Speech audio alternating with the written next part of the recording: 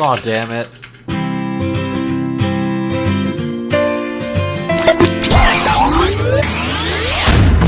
I'm preparing for finals today. I'm also getting ready for 2 interviews at City Hall. I'm getting my phone calls done early and managing client profiles for my media company, all while brainstorming creative ideas and counting down the days until I return home to visit my family for Christmas holidays. The exciting thing is we're going to have an interview with Roberto Blake. Roberto Blake is a designer and creative entrepreneur helping you create awesome by giving you advice about creative careers, freelancing, marketing, and how-to videos. Roberto Blake is a very active YouTuber with over 10 million views and 170,000 subscribers. Roberto Blake has been helping the YouTube community since joining in February 8th of 2009. Blake also has an online podcast called Create Something Awesome Today. How did you get started? What inspired you to, want to create content? Well, I wanted to create content that I think would have been helpful to somebody who is in my situation or like me when I was younger or at any point in my life really. And so a lot of the desire to create that content was I wanted to create something that would be helpful, something that would be fun and informative for someone like me or in that same situation or position that either was stuck on something or couldn't get one thing done or was just really interested in moving the needle creatively. There's not nearly enough, I don't think, support for creative people. And so if there's a problem and you want it solved, you got to do it yourself. So I did. That's amazing. And how does creating things tie into your entrepreneurship? Because I know you're an entrepreneur and I took a look at your website and it says that you help businesses, brands, and individuals. Can you tell us more about that? Yeah, absolutely. I genuinely believe that if you are a creative person and you make things, then you might as well be printing your own money. The fastest thing to get commoditized is non-skilled labor. We see that happening in the marketplace all the time. And it's going to be very difficult and challenging with technology and automation. I mean, just like, 30, 40 years ago, switchboard operators, that's a job that got displaced by technology. Video store clerk, that's displaced by technology. Heck, video store brand, renting videos, an entire industry that has been dominant for decades, evaporated seemingly overnight because of technologies like Netflix and Amazon Prime and Hulu. And so I think if you're a creative person, creativity is something that robots can't displace, number one. And then two, if you make things, you have the ability to kind of control your income if you think about it. If you can make things that solve a problem or you can make intellectual property, then you always are creating value. Value that is highly prized, value that you can, with the internet and technology now, distribute to a lot of people. So I looked for opportunities to take my creative ability and to focus it through the lens of entrepreneurship and creating value for people that want to solve very specific problems that require a creative mind or approach or execution or a technical ability combined with creativity. And I found out that I could win there based on exactly who I am. That's the other cool thing is when you're creative, you can win based on your quirks, based on your foldables, your flaws, being a big old nerd or being a geek or being a very artsy person or dealing in abstract things that aren't usually valued by society in the general way. If you go to the top of the market, those things become extraordinarily valuable. And it's all about your personality and who you are. Very much so, because it's the thing that you can sell on. It's the way that you make yourself different. Unique value is very much the game. It's something that generic sells for the lowest price possible. So you can't be like everyone else. If you're someone or one of your students feels like they're an outcast or a nerd, I've got news for them. They might have to, put up with some things for a decade, but they'll win in the long run. They'll put up with stuff for a decade, and they'll win over the course of the century. They'll win for the next 50, 60, 80 years of their life after they take about 5 to 10 more years of crap. Yeah, it's the originality that counts. And Roberto, what I'm wondering is, so for outcasts and for people who are different, how do you recommend they get started with really branding themselves and just getting out there on the internet? What's the best way to start for people who've never done that before? Well, you start by getting a little bit more self-awareness, and what that looks like for those people, especially young people, is think about what you like, what you're excited about, what you can go on for hours and hours and hours about. And what you do, and when you do, go on for hours and hours about it, think about that. Now think about what you're very good at, what you think that you either are very excited about improving at, whether you have a natural talent or ability for, or what comes very easy to you. And now try and find the intersection of those two things and find ways to combine them that are interesting. Me, I learn very quickly. I'm very curious and passionate about learning new things. And I'm creative and artistic. Combining those things means that I was able to learn technology and then figure out how to use creativity with technology, and that turns into things like graphic design, web design, video editing, even a little bit of dabbling in like music creation back in the day too. And so I could learn things, whether I had talent or an aptitude for them, I could learn to be reasonably good at things, and then when combined with creativity, I do it in a way that's different than anybody else, which means now I have something that's unique and something that's also a skill that most people may not have the patience or ability to learn, which now makes me valuable because now I'm rare. And so that's what I would say is the secret to getting started is find what you're stupid, crazy, excited about, find what you're good at or what comes naturally or easy to you, and find where those things align or find a way to combine them. Then find a place where that makes sense or that is interesting or useful. So if it's something visual, then a great platform for people who like to draw and for visual artists that go crazy, or if you think the kind of people who slack off in class to do sketching or rush through their assignment to do sketching in the doodle, they can win attention in Instagram. And right now that may not immediately translate to money or a living, but attention is something you can always commoditize. That's amazing. At some point, it might come later, but it means if you have an audience, at some point, you can leverage that and you can turn an audience into a revenue stream at some point, or the access or the leverage to get a revenue stream or even a job later. If you're good enough as an artist or doing something creative or photography or something, and you get attention in something like Instagram, and you build a following, you build maybe to get a couple thousand followers, and you're not even out of high school, you've just done something that corporations and brands struggle to do. And that means that you now have talent, and that means you have a body of work, and that you have something to offer. That's wonderful. So basically anybody can do it at any time in their lives. It's just about, just getting out there and starting. Anyone can do it, but I will say there's something to be said for the variable of talent and creativity, because sure, anyone could do something, but is it reasonably and objectively good? Meaning that most creative people are like people, again, they're the harshest critics, but the thing is, when we talk about a market being saturated or, everyone's doing it, that's a lot of things that discourage people. But here's the thing, not everyone doing it is actually good or is interesting. And even if someone is good, it might be good, but it might be generic or it might be boring. The key is to find a way to do something and not be boring. How do you like to brainstorm? Do you have any favorite strategies? Do you make content calendars? What's your strategy? I do a content calendar, but it's loose. It's thematic, meaning that there's 12 months in a year.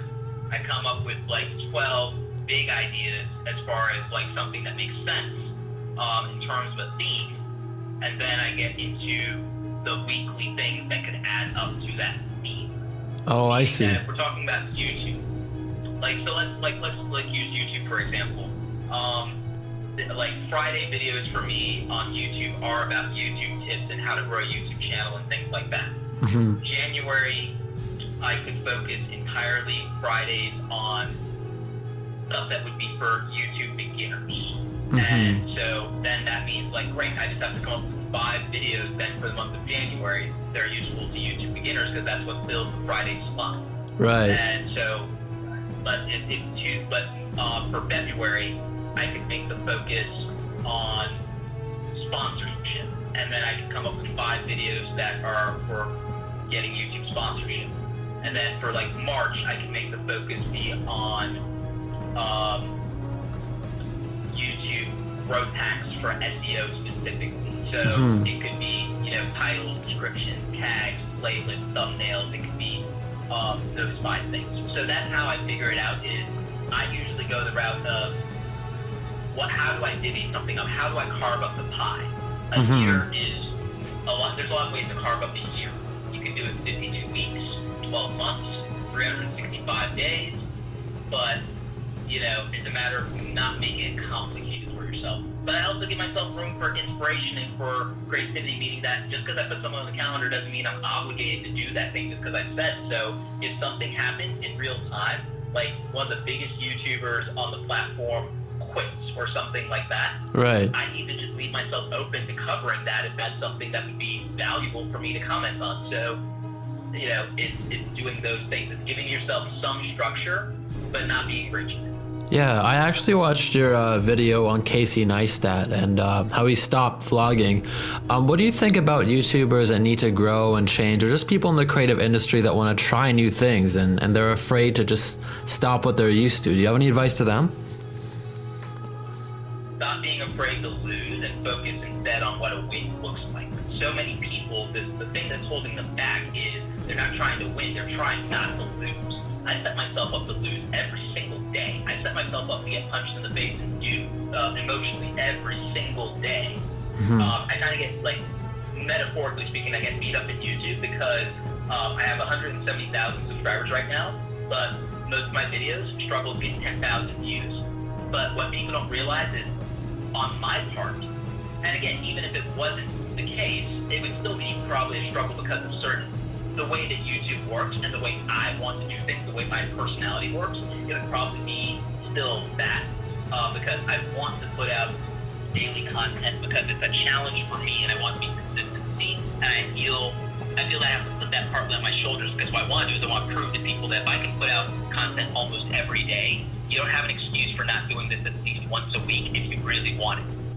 Whether you're an individual or a business, do not let me outwork your entire department or company if you're a business, number one. And if you're an individual, if I'm putting it on my back to do between 300 and 500 videos in a year, and you can't do 50, you have to reconcile how badly do you want this. And exactly. So that's part of my drive. But what I will say beyond that is that because my videos 10,000 views and I have like this huge subscriber base, people think that means that I'm doing something wrong. In my case, it's by design, because I'm doing educational and motivational content, and the thing is, I'm more than anything, I'm making a video for one person. I'm making a video for one person, and then maybe 5,000 people happen to benefit from it, and that's okay with me, because I'm trying to, and the reason I grew to 170,000 subscribers, where a lot of my friends and contemporaries were not able to do that, even if they started before me. I know friends who have been doing this for 7 years and don't have that large of an audience and still struggle to get 1,000 views per video, because I'm making content that would help one person solve a very particular thing, and I might have 10 or 5 or 20 other videos that could be helpful to them, and I earned their subscription by making a video for them because I wasn't worried about getting 1 million views. Because when someone worries about getting 1 million views, that means that somebody is overlooked in the masses. When you're trying to reach the masses, that person who wants something very specific is overlooked. It means that kid who's trying to figure out whether or not they want to go to design school and they need pros and cons against, well, who's making that video? No one's making that video because it won't get 20,000 or 100,000 views in the first 48 hours. Nobody wants to help them. So I'm making that video, and I'll just take the punch in the face from the YouTube community of, oh, I must suck because I can't get 10% of my audience to watch something. No, I'm going to make something that matters, that's going to really actually make a difference for somebody. That makes sense. It's all about the individual. Do you have any former inspirations before you started making videos? Was there anybody that you looked up to? Not really in the YouTube sense, because because I didn't think of it in that way, and I kind of still don't. I mean, there are people on YouTube that I admire, but not really in the context of them being YouTubers, because I believe in YouTube, but I don't believe in YouTubers. And that's not popular to say as a YouTuber and in the culture and space, because being a YouTuber has been glorified and it's been idolized. It's for like what Generation X's thing with being a rock god or a TV star. Yeah. It's like being a YouTuber or a Viner, but Vine now, or a Snapchat influencer. That's what that is now. And I don't believe in that, because the value of like someone like Casey Neistat, one of the biggest YouTube vloggers, was Casey Neistat is a filmmaker. I think of Casey Neistat as a filmmaker, and YouTube is a place for him to tell stories. And he's successful at YouTube because he's a filmmaker.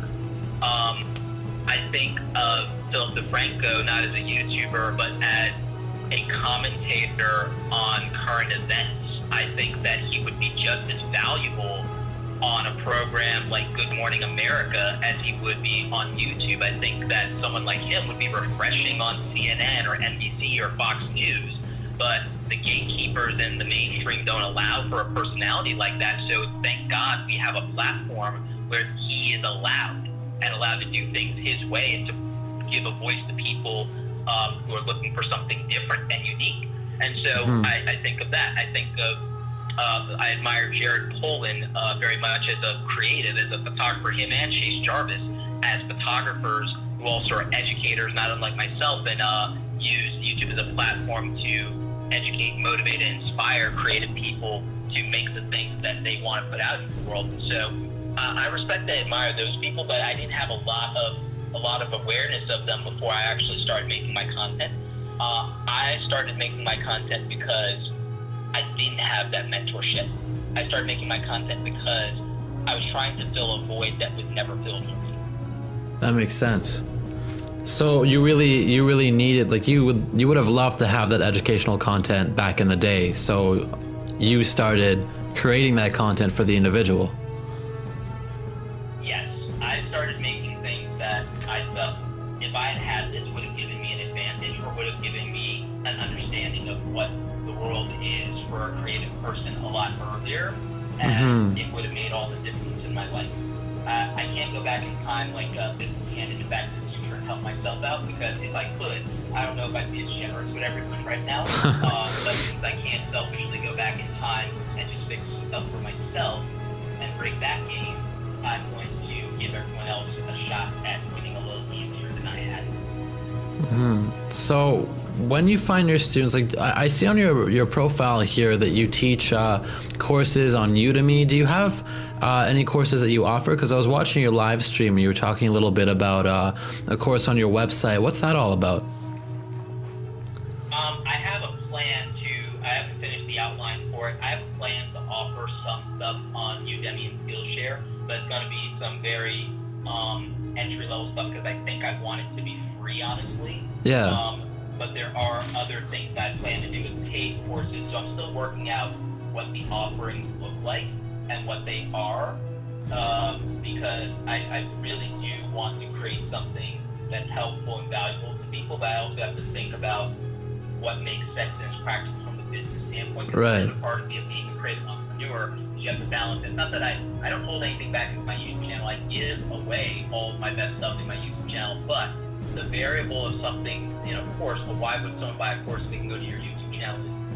YouTube lacks structure as an educational platform. YouTube is great for learning singular one-off skills in the moment, meaning that if you need to learn how to use a specific tool in Photoshop, it's perfect. If you want a 20-minute tutorial on a run-through of getting started in Photoshop, Illustrator, Premiere Pro, video editing, Final Cut Pro, iMovie, whatever it is, it's great for that, but it's not great for the structure. You know, as an educator, that providing structure and providing an outline for a process is extraordinarily valuable, and YouTube is not really the ideal platform for that, and it's not practical, because it gets lost in the jumble of the 870 videos I currently have out, with a plan to put out another 500 plus over the next 12 months.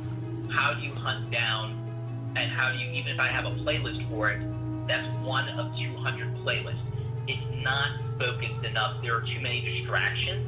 But of course, on an education platform, it forces that focus that's necessary to really grasp and understand principles and techniques and the philosophy and the thought process behind something and make it meaningful. So I need to put out that content. I need to make structured courses, and it's just a matter of the balancing act from the business side of using that as marketing leverage while also altruistically helping people, but possibly using that as a funnel for either growing my email list or something else on the business side. And it's an interesting puzzle to solve. I'm interested in what a regular day looks like for you. You seem really busy. Like, do you wake up really early and go to bed really early? Like, what happens? It's weird because it's partly structured and then it's partly not. That's very much what I am. It's like, I wouldn't say that I'm a contradiction so much as I'm a series of dichotomies. And I consider it true purpose of balance is that I have enough structure to keep me grounded and a lack of it enough to keep me flexible. Mm-hmm. So I'm trying to avoid that rigid thing. I'm trying to be fluid, but I also give myself an appropriate container, if that makes sense. Yeah, I think that makes sense. So a series of dichotomies. So, I mean, a lot of my day, the thing is, it's like, it's the reason I'm not a daily, part of the reason I'm not a daily vlogger, or why I don't vlog what a work day, right? I don't do a day in life, is because, well, to me, I love what I do, but I would say that it probably comes off a little boring because I spend a lot of time doing phone calls with clients, replying to emails. I do a lot with my private paid coaching group, Awesome Creator Academy. And so, I mean, they're answering people's questions in that private Facebook group. I'm building some niche microsite stuff, so I'm doing a little bit of coding with that. I'm doing editing, I'm doing shooting, I'm doing traveling and speaking, or I'm doing research for the travel that I'm going to do. I'm sitting around here testing camera stuff or testing new tech that companies send me to decide whether it's worth reviewing it or not. Hunting down sponsors, hunting down freelancers to hire, checking people's work. It's like, it really is the running of a business. It's not as exciting or glamorous as like the life of, say, a YouTube vlogger, for example, or anything like that, because it's a lot of work and I love it. And I love making and creating it. It's like, it's all I'm really about. But then also the entrepreneurship side of the business, the hustle, yesterday I spent 2 hours doing bookkeeping, because I just haven't bothered to outsource that to an accountant yet, because when I hire an accountant, I feel like it's got to be somebody that if they mess up, I can go to their office and strangle them. So it's, my day is whatever I choose to make it, because there are days where I can literally just take the whole day off whenever I want and just do whatever. I can spend the whole day, walking around, calling friends, playing Pokemon Go, and come back and draw and, do some personal artwork in Photoshop, and that can be a day, and I would still make a lot of money that day because I have systems in place to do that. And so I love that freedom. I love that I can just call off the day and do a photo shoot. In fact, Thursday, I'm pretty much taking most of the day off. Like, I'll do some work in the morning. Yeah. But, after I do that and after I do, a quick podcast interview, I'm spending the day in Raleigh with my best friend Malcolm. And we're going to film a little bit of it, but, we're going to go and we're going to take, an hour of the day, and we're going to literally go to a trampoline park, and we're going to jump on trampolines. That's sweet. That's amazing. Yeah. That's great. So that flexibility. For the channel too, and it'd be a great opportunity to have some slow-mo stuff. That'd be cool. But I get to do that. I get to do stuff like that. And again, most people I know who either have a job or even if they run a business, they're not going to go do that. And I am. So that's amazing. That freedom. I love that I live a life and I built a business that gives me that freedom. Absolutely. Do you have any words of advice for university students or just students in general that don't really want to follow that traditional path of, taking a 9-to-5 job? They want to be entrepreneurs. How do they start? Part of it is they have to actually have the self-awareness to understand what they are good at, what they're really good at, and again, what they love and what won't be torture for them, because there's some people that if they turn what they do into work, it'll be a problem for them. I'm not one of those people. But some people are like that, and I kind of also don't believe in that, weirdly. I think it's a matter of figuring it out. The other thing is you have to figure out whether there is a market for what you want to do, or whether there could be. You have to figure out what problem you solve. Like, the interesting quote that I like is, we're all paid in proportion. Well, I actually am paraphrasing this because I added a caveat. We're all paid in proportion to the perception of the difficulty of the problem that we solve. If the problem that you solve is your warm body filling a seat, punching at keys, and entering data, we can replace that with an app. You could probably train a circus animal if you've worked really hard at it to do that, which means that your job is the first one to go. If your job consists of, being hired muscle to move things around, and it's no offense to that, it's honest hard work, but again, technology or efficiency, you're the first thing to get replaced. So you have to find something that's valuable enough that won't be replaced easily to raise your value, number one, whether you're taking a job or whether you're building a business. And you have to understand the market for who that is valuable to and a demand, and find out what they care about on an intellectual and emotional level. You need to prepare for that, meaning that when I approach a brand for a sponsorship on YouTube, they don't really care as much. I mean, some of them do. They don't care as much about my subscriber count, and they don't care as much about my views. What they care about is how I intend to sell their product. And because I know how to sell, because when I was a high school and college kid, I was in retail and commissions, and I sold my butt off. And you know how I used to sell my butt off? It's because I was solving a problem. I used to work at Champ Sports in the mall. And guys would come in and they run for the military. They run PT, and they have to carry these huge rucksacks on their back and stuff like that. I would ask them things that no one else would ask them. I would ask them about their knees. I would ask them about their arches. And the thing is, I wouldn't sell them the most expensive shoe in the store. I would sell them the shoe that actually is going to solve their problem. And I would spend individual one-on-one time with them. My floor managers used to give me so much crap because they wanted me to, touch every customer. And I'm like, that's stupid. And then they were like, well, how dare you? And I'm like, how dare I? Okay, look at my numbers. Am I not number 1 in the store? Yes. Am I not number 5 in the district? Yes. Am I not crushing everyone else on sale? Yes. Is every one of my customers not happy, referring business here and asking for me and those who want to buy if I'm not here? Yes. Okay, so yeah, how dare I, right? And again, I probably had too much attitude as a kid, but I was right. No, that's true. And like you said, it goes back to how you make videos for the individual. You're spending that one-on-one time, and that's what's important.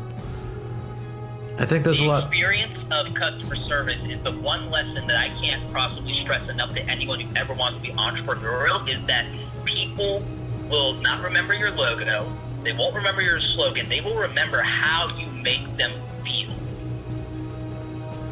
That's very powerful. I think that I really believe that. I mean, now I'm seeing how this ties into everything. I mean, from retail to the way that you make videos.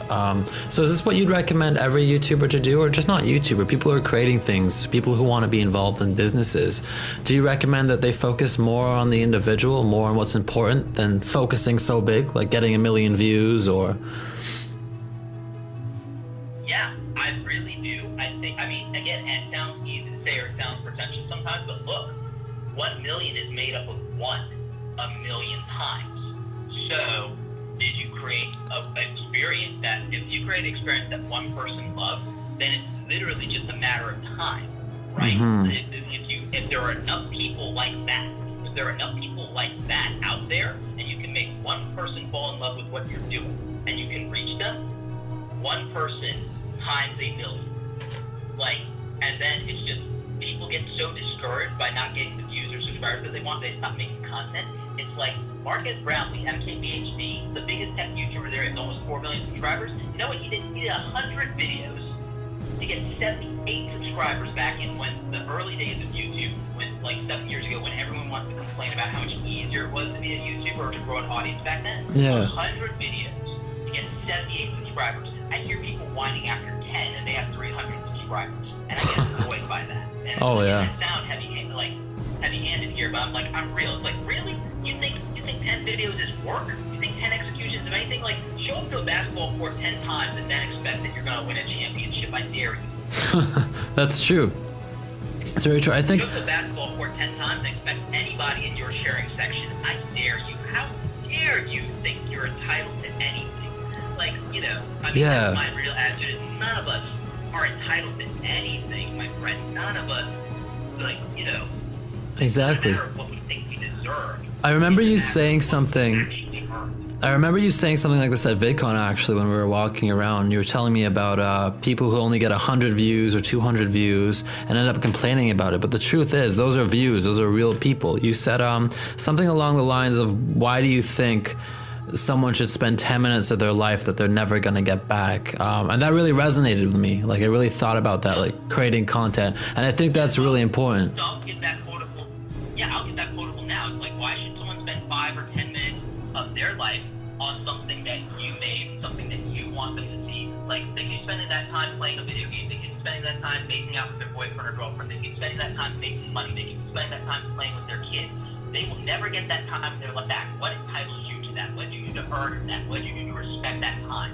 Mm-hmm. Like, and if you think like that, that's where you're going to win. Instead of thinking about, well, how do I become big on YouTube? Or how do I become YouTube famous? Or, like, I guess I should be a vlogger because that's the popular thing to do, or that's how you become. Like, are you kidding me? Yeah. Think about what are crazy, stupid, excited about that you can do every day for the next 10 years without burning out, without crying about it. And then think about who that would be interesting to and only care about reaching however many of those people. And win them over and earn it every single time you do something. And then that matters. You know, I mean, I love Felix PewDiePie. Like, Felix is a good dude. I like him. I don't watch all his content. I only watch certain videos from him, and I like him as a person and personality. But one thing that I'm disappointed in is that he was doing a vlog series, and he decided to cancel it, and that wasn't worth the effort because it was only getting 1 to 2 million views per video. Granted, he has 50 million subscribers, and he's like, my videos aren't reaching my subscribers. I guess that they don't like this, or I guess it's not worth it. It's like 1 million people said yes to you. What the heck, man? By saying that, it's disappointing to me that you're saying that, like, 2 million people don't matter. Whenever we go to VidCon and the room is only going to hold 500 to 2,000 people, every single room at VidCon only holds a maximum. Actually, it only holds from about, depending on what room you go to, it holds 150 to 2,000 people, and that's less views than most people. Way less. Yes, even if they're a small YouTuber. Mm-hmm. That's fantastic. And you remember how packed, so, like, that was real people, so you remember what that was like. Oh, absolutely. The context, what you looks like. Yeah. You looks like as far as becoming a human being. If most YouTubers had to, in the early days, that, again, complain about view counts or subscriber counts, had to actually perform on stage in front of the last number of people that they got views for, they would be shaking in their boots. They would be having a panic attack from the stage fright of that many eyeballs of them. But then when they go to the virtual world, they complain or they whine about it. That really is disappointing. It is. It is. I mean, there's such a difference there. I mean, you don't even know how many people are there. It's like it's not real. But that's true. Everyone's important, and you should be appreciative of any views. As an educator, and you know this coming from that background, you realize that, like, even if I only talk to one thing, in a month, I reach more people and educate more people, even if it's on one thing, one takeaway for their life in a month, than I could if I lived my entire life teaching in and out of a college campus every day for the remainder of my life. I could never reach and teach as many people through that method as I can with a month of my reach on YouTube. That's fantastic. I mean, the times are changing. That's so great. Yeah. So would you say you reach the most amount of people? I believe it's the future. Would you say you reach the most amount of people through your YouTube more than any other platform? In the macro, grand scheme of things, big picture, yes. Mm-hmm. But in terms of directly, I think what's more individually impactful is when people see me speak on a stage. I really believe that. And also, if it was not that, the next thing down would probably be if they get to ask me a question in a live stream. Right. And beyond that, I think direct impact that I have with the one-on-one coaching and consulting that I do for clients paid, and then the students in my paid mentoring group, I think that then that's the next tier. But I think there's something special about being on stage, and why, like, if universities and places like want to fly me out or give them do room and board, I wouldn't charge them to like speak at the school, but they'd have to cover my lodging and travel. But because I believe that seeing somebody on stage and then I do Q&A from the stage, I think that having that moment and having them create unique content in real time right in front of you is more impactful on a mental and an emotional and physical and cerebral level than watching them from across the world on YouTube. Granted, it's a different opportunity, and I think it matters. And then if they have the courage and the guts to try to speak to that person when they hang around for a few minutes after they get off stage, or in my case, I usually hang around in the hallway for like 2 hours and take a bathroom break, then there's, I like practically hijacked a Q&A for every session of every YouTuber that I was in a panel of. I would hang around and do Q&A at their panel. That's great. No, that's fantastic. I mean, you have a love for it, you do it, right? Like, didn't we meet at like Swoozy's panel, or was it Casey Neistat?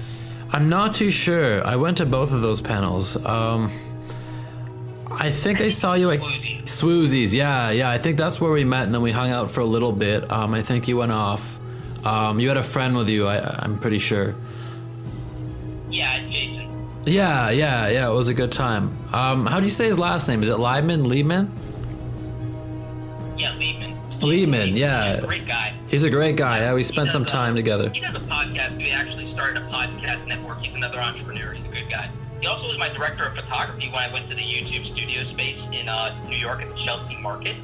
He was handling all the camera stuff for me. Oh, that's awesome. That's super helpful. Yeah, he's a great guy. You guys were really fun to hang out with.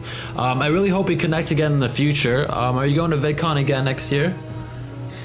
Oh, absolutely. I'm going to also try and, talk to some friends and see if I can get recommended on a panel or something. I have a unique perspective because, unlike most people, I didn't start YouTube in my early 20s. I came to YouTube after a decade-long corporate career as a creative professional. And when I was at an agency, I was doing work. Our biggest client to date was HBO Sports, and I was doing HBO boxing event billboards for in Times Square. So that's my highlight as a graphic designer. Oh yeah. I was in advanced Photoshop and Photoshop Creative Magazine. Now I write for How Design Magazine as a contributor, and also Print Mag, Creative Pro. I've done some things with Adobe. I've worked with Adobe as a client. I've spoken for them at events. I was actually at Adobe Max, and I taught a workshop on making mobile video for smartphones. So there's a lot that I've been able to do and accomplish, and some of it recently, yes, has been a result of YouTube and what YouTube allows you to do in terms of reaching people and showing that you have skills. Like what I would tell your students and anyone creative is that YouTube is a place where you can win if you've got actual skills. You don't have to be an entertainer. You don't have to be a funny guy or gal. You can just show up with real skills and win here. Animators and illustrators and people like Josiah from Draw with Jazza. I mean, people like that are crushing. People like my friend Sarah Beachy. I mean, she's a filmmaker in a similar vein to Casey Neistat, but she's got her own unique feel, and she just tells her story. She's got a very different story. She's a 22-year-old girl who's a filmmaker living in New York City, alone, and that's a huge story. That's the thing they make movies about. And oh yeah. YouTube is an opportunity for anyone with a story, anyone with a skill, anyone with a passion. It's this great platform, and there are no gatekeepers. It's fantastic. Thank you so much, Roberto. I had so much fun with the talk, and it's been great speaking to you again. What are your plans for the near future? What are you doing? For the holidays, I'm going to be in New York with family. I'm going to probably bring in the New Year in Times Square. Might film it. Awesome, you should. Yeah, that could be cool. What else is going on? I got a lot of speaking coming up, actually. I'll be at Social Media Marketing World in San Diego in March this coming spring. I'm hoping to be speaking at How Design Live again in Chicago, but we'll see what happens. That's there. awesome. That's really cool. Thank you so much. Thank you, Roberto. Take care. Have a great night. All right, you too. Take care.